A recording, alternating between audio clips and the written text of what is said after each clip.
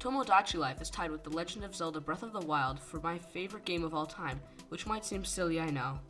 Comparing a small, niche 3DS game to one of the best open-world experiences in gaming seems ludicrous. If you're not aware what Tomodachi Life actually is, it is a game where you can interact with Nintendo's avatars, the Miis. The game progresses based on your attitude toward the Miis. If you feed them and play with them, they will level up and give you better things.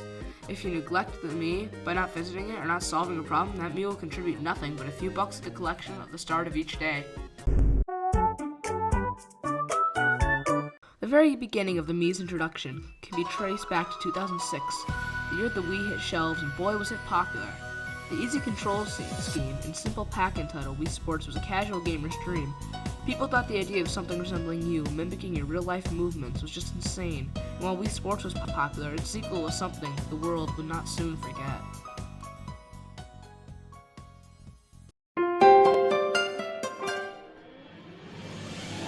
Wii Sports Resort was a sequel to Wii Sports. Unlike Wii Sports Resort was a full game and had 12 games, most with containing subsections and fun modes of that sport.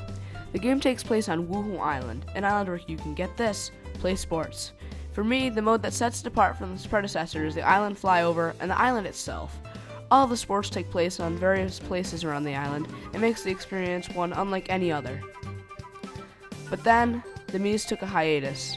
Sure, there were a few titles here and there, but the major game at play was Tomodachi Life, and it took center stage in 2013 and swept me off my feet. The experience was one indescribable by words. It would take multiple videos to explain how special this game is.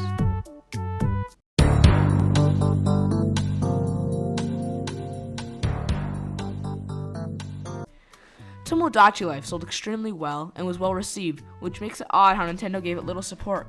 The popularity of the game was quite massive, with such YouTubers as DanTD Emulator on Yub, Lauren Zide, and Oh My Kawaii making content.